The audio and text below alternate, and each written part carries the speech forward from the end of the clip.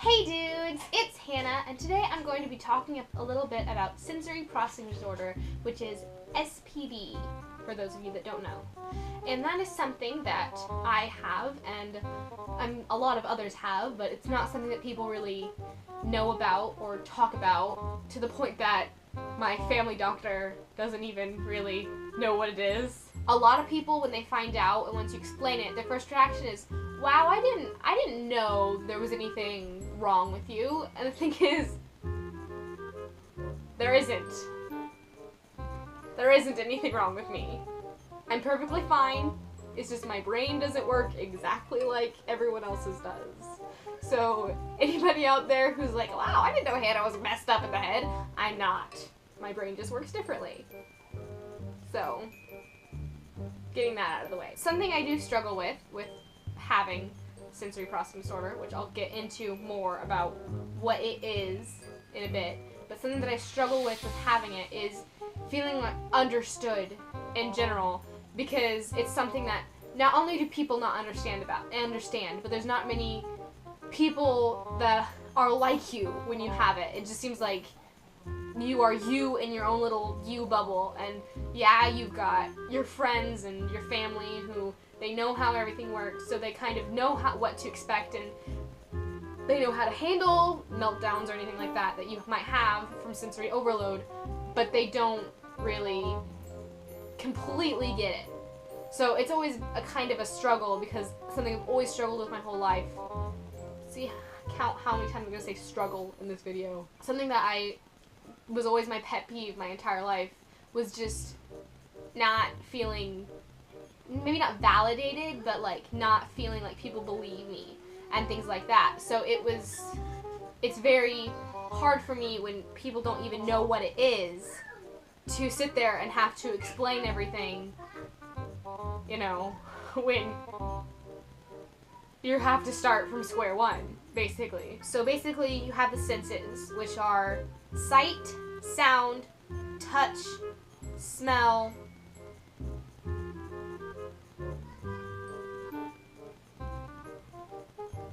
taste, proprioception, and vestibular. You're probably like, whoa, what were those last two? Not heard those before. So we'll get right into that. Proprioception is kind of like, the best way that my occupational therapist described it to me is like when you close the door and you close the door gently.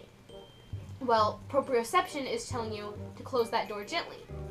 Or it's not telling you, but it's kind of like how you gauge that.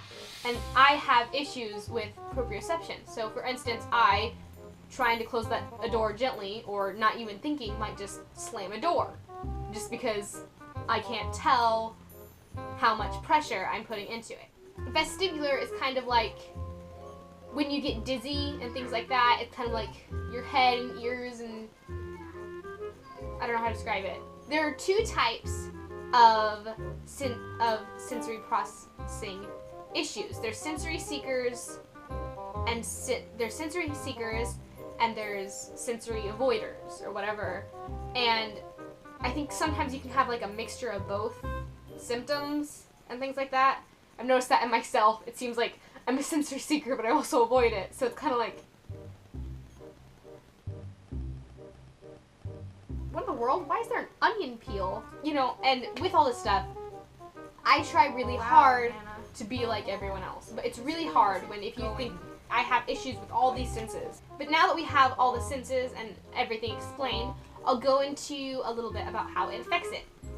So with sight, it's everything, each stimuli, each input, sight, sound, taste, smell, whatever, is overwhelming. So really what it is all these senses, I don't process them as well as other people. Loud noises, or for me especially, something that bothers me is bright colors, which obviously if you look at my room you can see I have bright colors, but a lot of times it's the unexpected. Like, you walk into a room and you don't know what's going to be there. You don't know how many people are going to be there. You don't know what colors are going to be in that room. You don't know what noises are going to be in that room. And I know that sounds so silly. Because it is! But something to me that is just, it's overwhelming to think I'm going to go into this room and I have no idea what's going to be in it. It's like new things is terrifying because you don't know what colors to expect. You don't know what people, you don't know what sounds, what you're gonna see, what all is going to be in there. And for example, I think this is a pretty good example of something like that, is the gym at my occupational therapy. There is colors everywhere, and the ceilings are really high, which is something that for me, I mean, it's not like for everybody, but for me that's kind of, it just stresses me out. And there's a lot of there's a lot of noise, and there's lines and like patterns all over the floors and things like that. The first time I went into that room, it was really overwhelming. So that kind of is the best that I can do to explain some of the things. And I know I'm not trying to explain it for everyone, and I'm not trying to say that this is what it's going to be like, or this is what it's like for every single person that has sensory processing disorder. I'm just saying this is what it's like for me. There are some times that I will leave a situation because I know that my limits are like not extending, but it's going past my limits. It's something that I can do, that I can't do, and I need to remove myself from the situation. And if I don't, it ends very badly, or as I will just explode and just hit my head against a wall, or lash out at someone when I don't mean to, or I don't even know how to describe it. Just the internal feeling of every single thing in your body is just jumping away from you is honestly what it feels like when you are having a sensory overload. And sometimes it gets bad enough.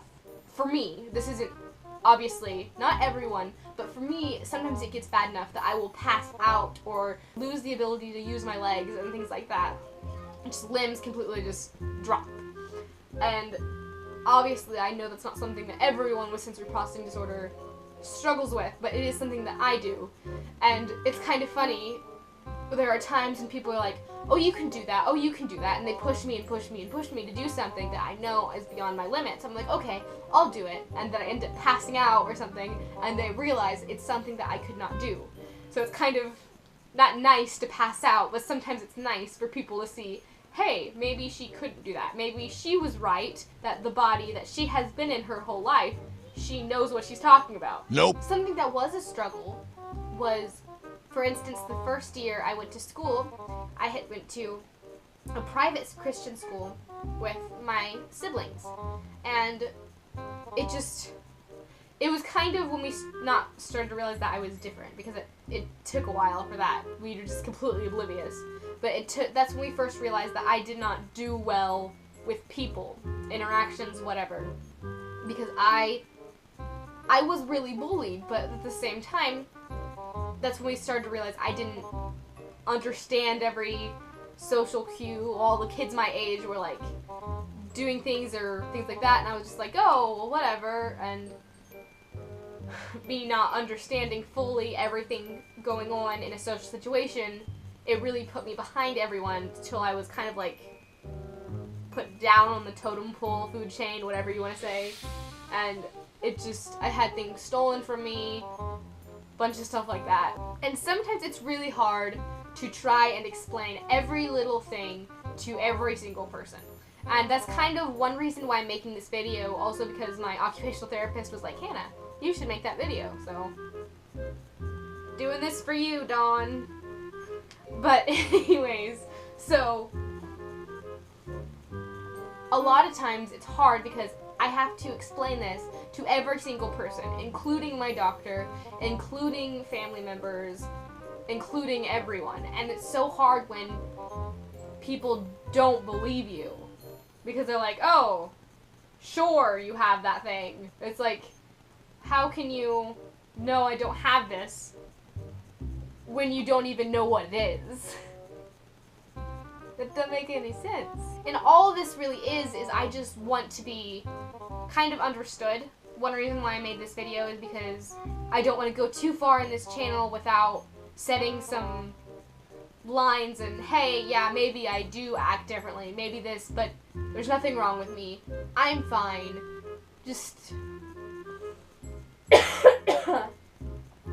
a little different, and there's nothing wrong with that.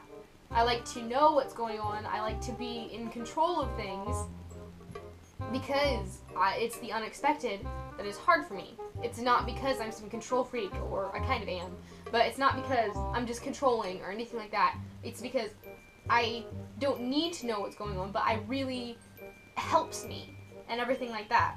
Another reason why I'm making this video is because I kind of looked up sensory processing disorder on YouTube and scrolled down a ton, and I didn't see anything of teenagers or adults even, really, maybe 1 or 2 videos talking about sensory processing disorder and talking about all this stuff that I have to deal with, and I know others do too, but there's no one out there making videos explaining it, which there's nobody out there talking about it and talking how to help. So it will be part of this channel, you know, to me talking about this, because I want there to be a channel that talks about this. I haven't found one. And so I want other boys and girls and whatever like me to have a YouTube channel where they can go to and say, hey, that person's like me, but that person has the same things as me, and look at them. They're doing okay. So, you know, I can too. So that's pretty much everything I have to say for this video. Thank you guys for sticking around this long. See you next time. Bye! You have to start from square one. It is you, Bubble. The struggle is real. Getting that out of the way. I didn't do well at all.